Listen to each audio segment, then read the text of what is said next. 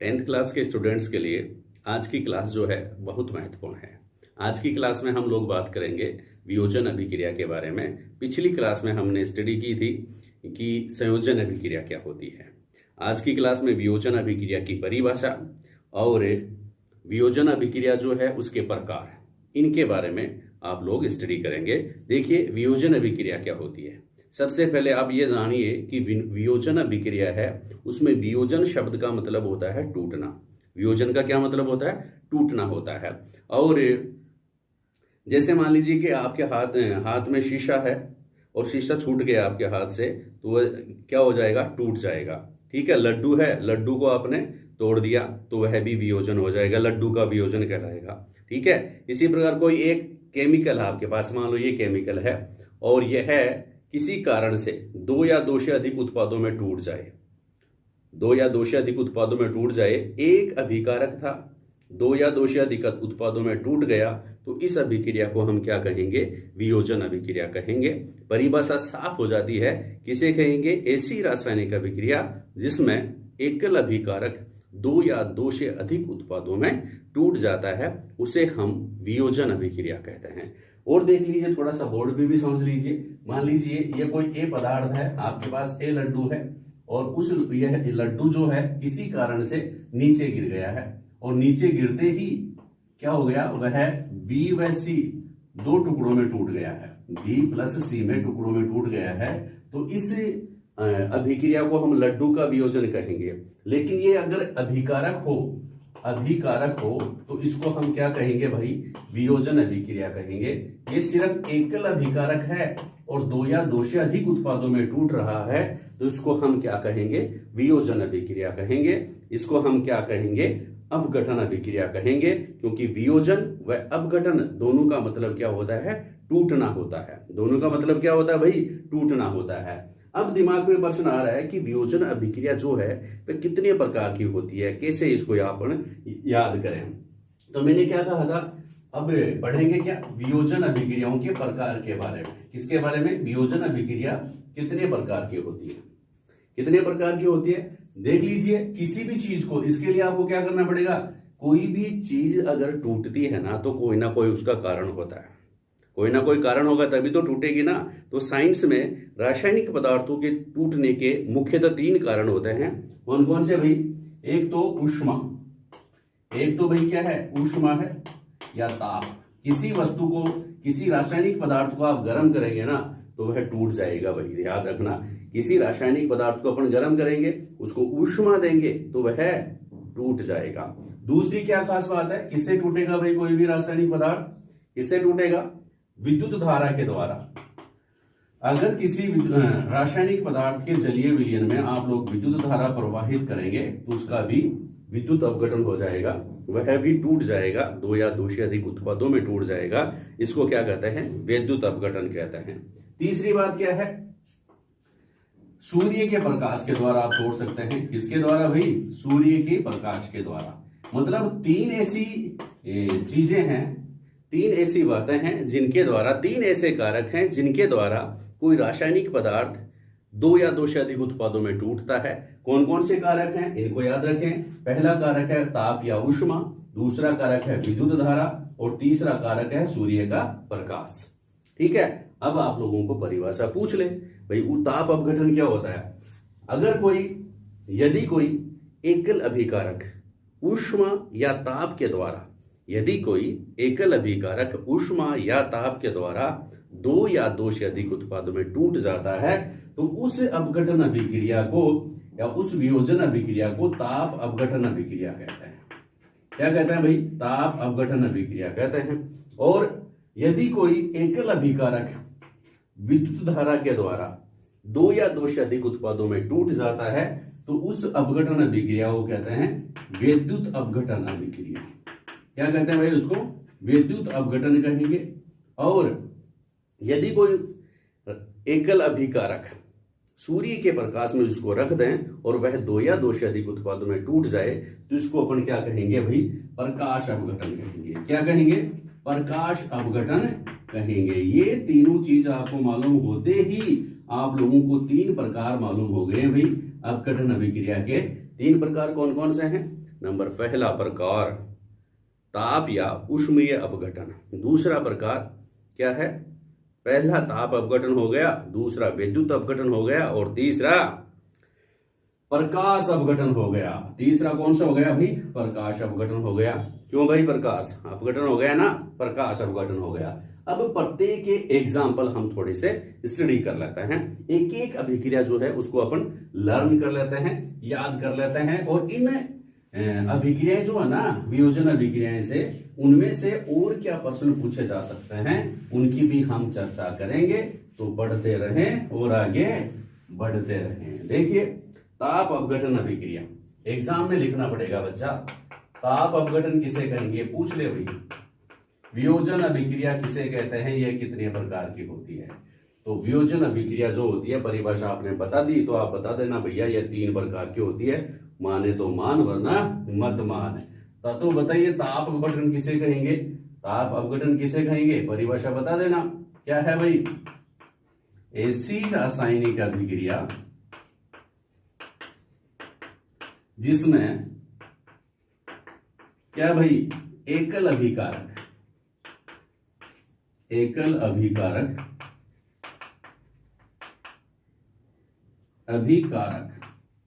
किसके द्वारा? ताप या ऊष्मा पाकर, या ताप या ऊष्मा के द्वारा, सिंपल सी परिभाषा लिख लो, ताप या ऊष्मा के द्वारा दो या दो से अधिक किसमें? प्रोडक्ट्स में, उत्पादों में टूट जाए।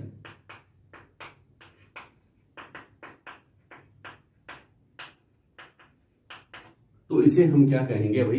ताप अपघटन कहेंगे। टूट जाए तो इसे ताप अपघटन कहेंगे। ऐसे लिखेंगे एग्जाम में, तो इसे ताप अपघटन कहेंगे। लिखने की कला भी जो है ना, वो आपके नेचर को स्पष्ट कराती है भाई। ढंग से लिखें एग्जाम में। इसे अपन क्या कहेंगे?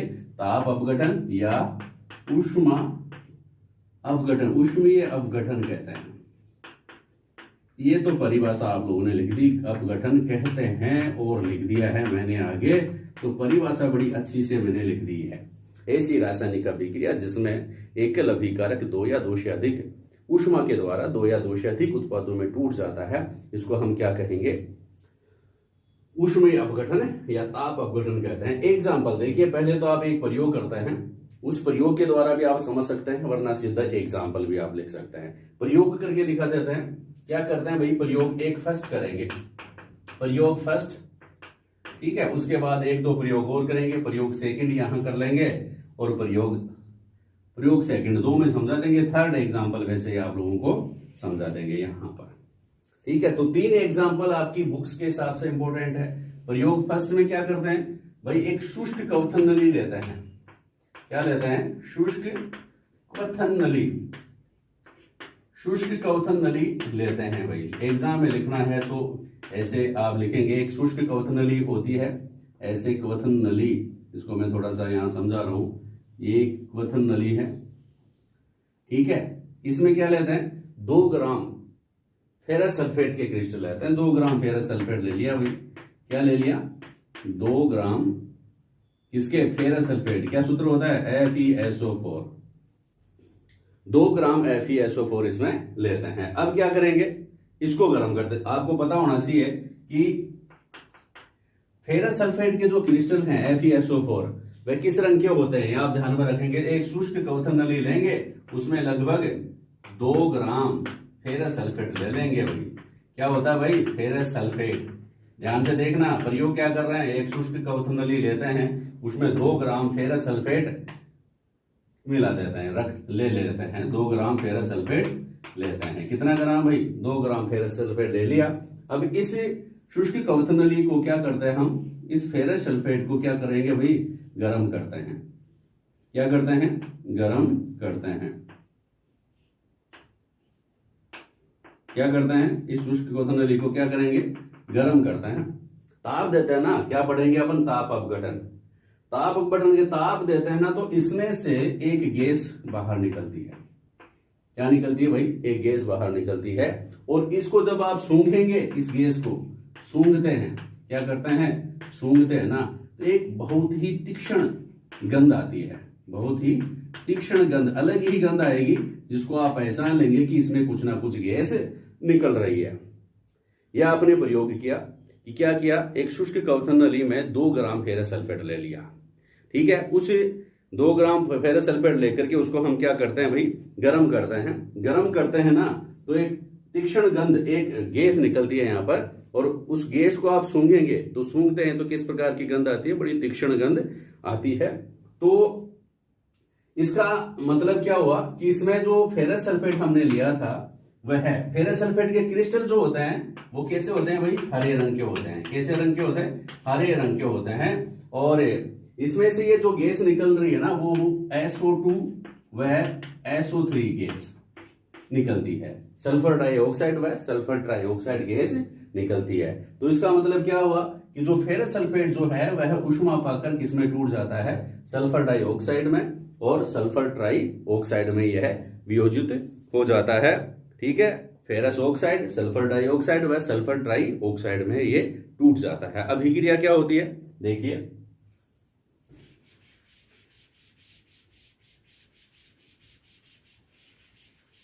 अभिक्रिया क्या होती है बच्चा, देखिए फेरस सल्फेट सूत्र क्या होता है, ताप अपघटन का उदाहरण क्या हो जाएगा, रिएक्शन।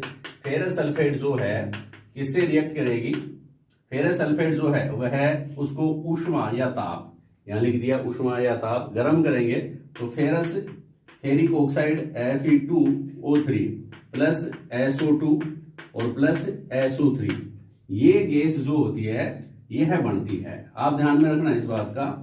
अब खूब सारे प्रश्न आते हैं, मतलब एकल अभिकारक है कौन सा, फेरस सल्फेट, किसमें टूट गया, 2 या 2 से अधिक, एक फेरिक ऑक्साइड में टूट गया, एक सल्फर डाइऑक्साइड में टूट गया और एक सल्फर ट्राइऑक्साइड में टूट गया। यदि एकल अभिकारक 2 या 2 से अधिक उत्पादों में टूट जाते हैं ना तो इसको अपन क्या कहेंगे, किसके द्वारा, ताप या ऊष्मा के द्वारा। किसके द्वारा, ताप या ऊष्मा के द्वारा। ये और यह जो चिन्ह है ना उसको हम क्या कहते हैं, टेम्परेचर या ताप का, ताप को रिप्रेजेंट करता है।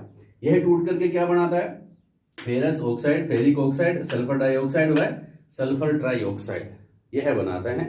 तो प्रश्न क्या पूछेंगे, ये फेरस सल्फेट जो है उसका रंग होता है हरा रंग, हरा रंग है। कैसा है भाई, हरा रंग है। और जब इसको हम गर्म करते हैं तो यह क्या हो जाता है, हरा रंग गायब हो जाता है। क्या हो जाता है भाई, हरा रंग गायब हो जाता है। तो प्रश्न पूछ लेते हैं कि कोई पदार्थ, ऐसे भी पूछ लेंगे, समझ में आ गया ना, तो कैसे भी पूछ सकते हैं। कोई पदार्थ X हरा रंग का पदार्थ X है, उसको हम गरम करते हैं तो हरा रंग गायब हो जाता है।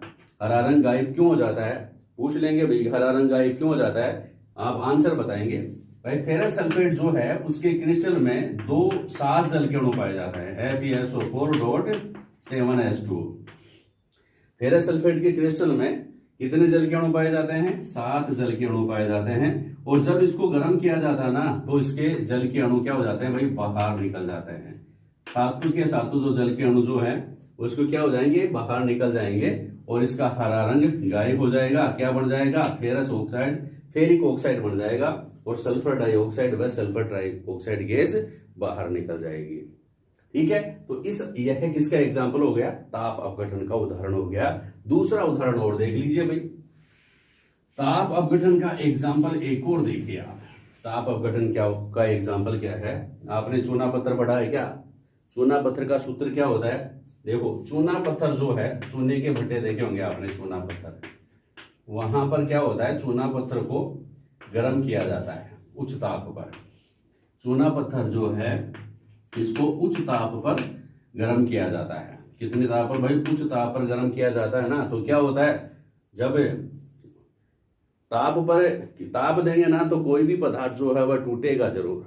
क्या होगा भाई, टूटेगा जरूर। तो चूना पत्थर भी टूट जाता है और क्या बनाता है भाई, बिना बुझा चूना। क्या बनाता है, बिना बुझा चूना।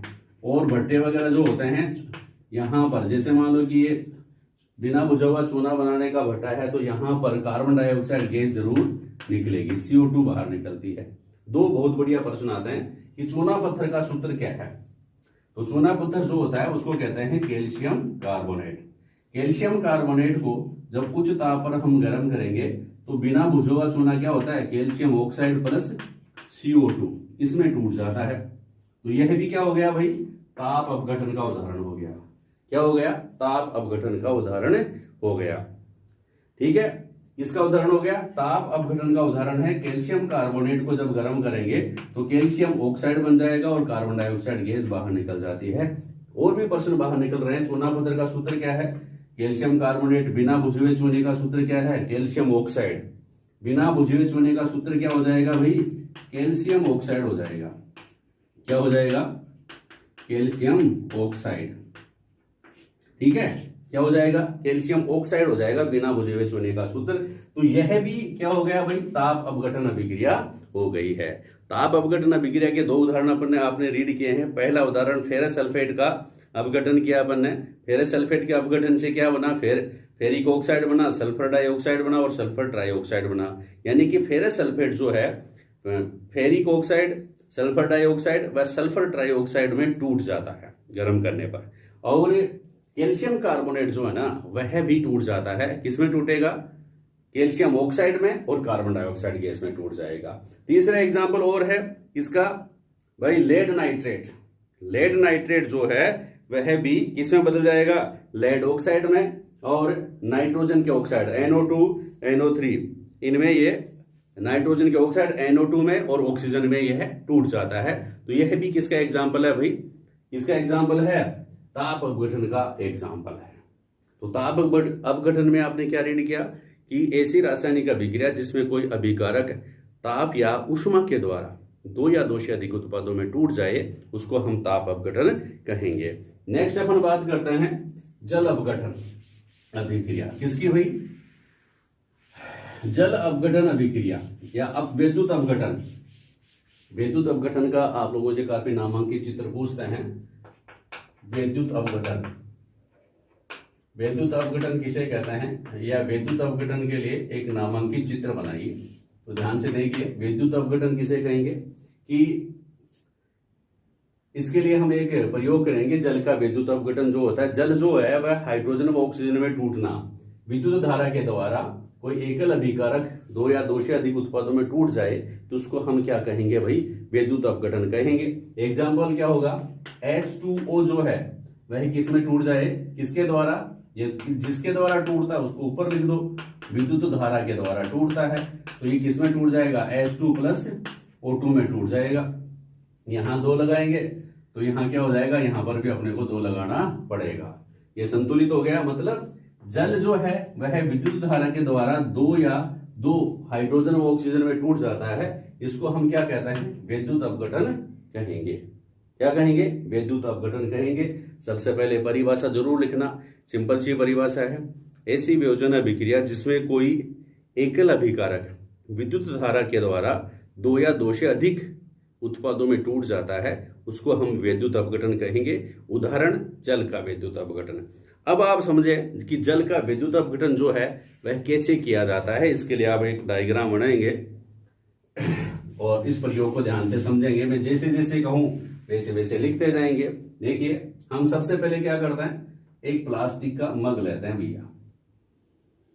ये क्या करेंगे भाई, प्लास्टिक का मग ले लिया है और इस प्लास्टिक के मग जो है, इस प्लास्टिक के मग में क्या करेंगे भाई,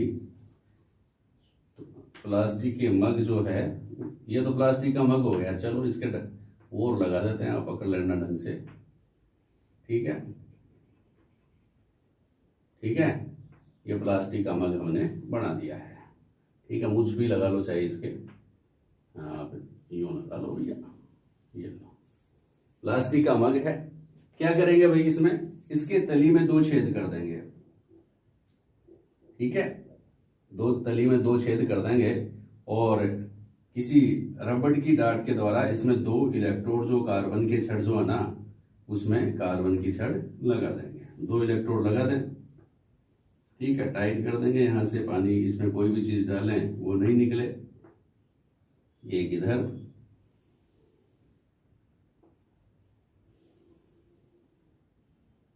दो कार्बन के इलेक्ट्रोड लगा देता है।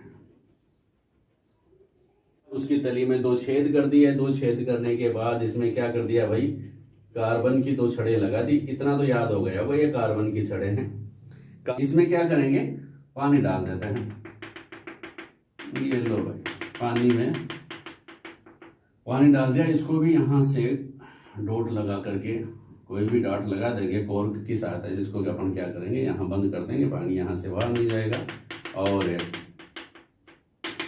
पानी डाल दिया। पानी डालने के बाद इसमें क्या करेंगे भाई, 2 अंशाकित परखनली लेंगे, ध्यान रखना इनका नाम अंशाकित परखनलियां। कैसी परखनलियां लेते हैं, अंशाकित परखनलियां लेते हैं। इसके ऊपर कुछ ना कुछ डिजिट लिखे होते हैं, जिससे अपने को मालूम पड़ जाता है कि किसमें कितनी चीज भरी हुई है। दोनों परखनलियां लेकर के उनको पानी से भरेंगे, 2 परखनलियां लेकर पानी से भरेंगे और इसके ऊपर उल्टा कर देंगे भाई दोनों परखनलियों को। ले भैया, ये परखनली जो है हमने यहां पर लगा दी है। इस परखनली को भी उल्टा किया पानी से भरकर, और इसमें इसको भी इसके ऊपर लगा दिया है भाई। 2 परखनियां लगा दी। परखनली में क्या भरा था भाई, पानी भरा है, ठीक है, पानी भरा था, तो इन दोनों को पानी जो है इसे उल्टा करके इसमें लगा दिया है। अब क्या करेंगे, दोनों इलेक्ट्रोड जो हैं इनको क्या करेंगे, 6 वोल्ट की बैटरी से जोड़ देंगे भैया। कितने वोल्ट की बैटरी से जोड़ देंगे, 6 वोल्ट की बैटरी से जोड़ देंगे। ये 6 वोल्ट की बैटरी से हमने इसको जोड़ दिया है। या थोड़ा सा और इसको बढ़िया कर लो, यहां से ले जा करके यहां कर, ये 6 वोल्ट की बैटरी से इसको हमने जोड़ दिया है, ठीक है। और इस पानी में 1-2 बूंद किसकी डालते हैं, तनु H2SO4। तनु H2SO4 की 1-2 बूंद डाल देता है, ठीक है। कुछ बूंदे इसमें डाल दिया, तनु H2SO4 जो है इसको थोड़ा सा सूक्ष्म अलग कर देगा। ना गई बात समझ में। अब इस उपकरण को ऐसे ही हम रखे रहने देते हैं 4-5 घंटे, 5-7 घंटे में हम इसको क्या देखते हैं भाई, यहाँ जो परखनलियां जो है अंशाकित परखनलियां हैं, इसमें जहां से प्लस में जुड़ा हुआ है वह तो होगा भाई एनोड, ये प्लस है ये माइनस है, ये तो हो जाएगा एनोड और ये हो जाएगा भाई कैथोड, ठीक है। तो दोनों को हम देखते हैं, विद्युत धारा प्रवाहित करेंगे, कुंजी को बंद करेंगे, विद्युत धारा इसमें प्रवाहित होगी, तो क्या होगा, हम परखनलियों के ऊपर देखते हैं कि एक परखनली जो है, जो एनोड है, ठीक है, एनोड और कैथोड। जल का क्या होता है, H2O है जो होता है वह H2+O2 में टूट जाता है। हाइड्रोजन धनात्मक है, इसलिए किसके ऊपर जाती है, इसके ऊपर, इसके ऊपर कैथोड पर।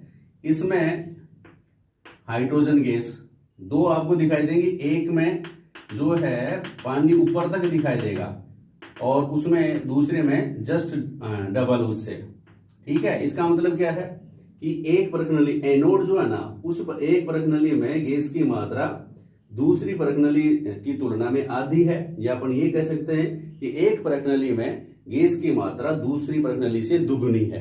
तो इसका मतलब क्या है, कैथोड पर कौन सी गैस निकलेगी भाई, हाइड्रोजन गैस, एनोड पर कौन सी गैस, ऑक्सीजन गैस।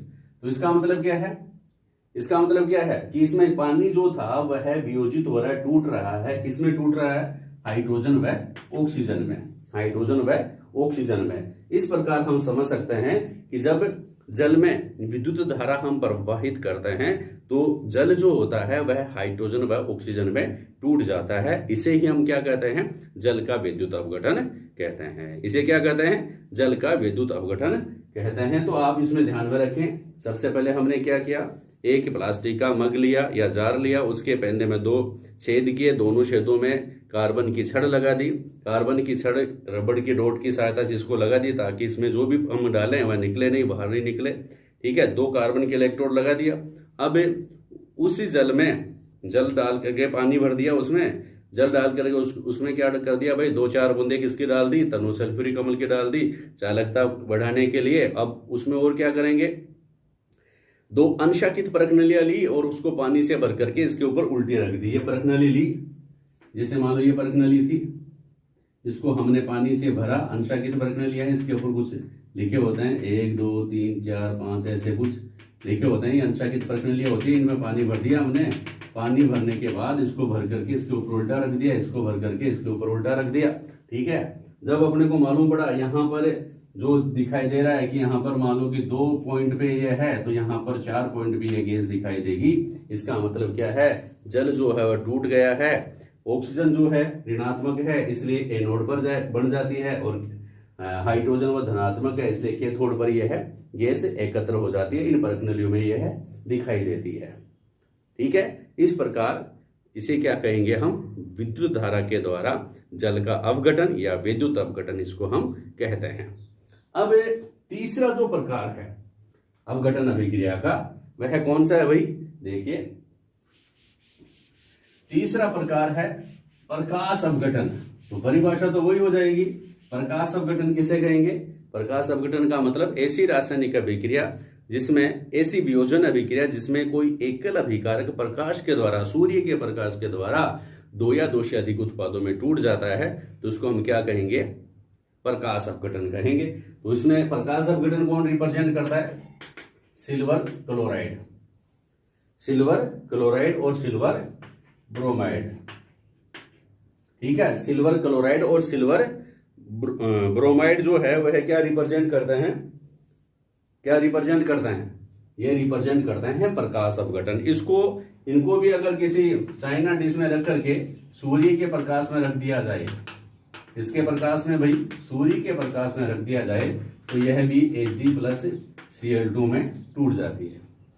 ठीक है, इसी प्रकार AgBr जो है उसको भी अगर सूर्य के प्रकाश में रख दिया जाए, सूर्य के प्रकाश में रख दिया जाए, तो भी यह Ag+Br2 में टूट जाती है। ठीक है, क्लोरीन गैस निकलती है इसमें ब्रोमीन गैस निकलती है। तो इसका मतलब क्या है, इसका मतलब क्या है कि यह क्या है, प्रकाश के द्वारा 2 या 2 से अधिक उत्पादों में टूट जाती है।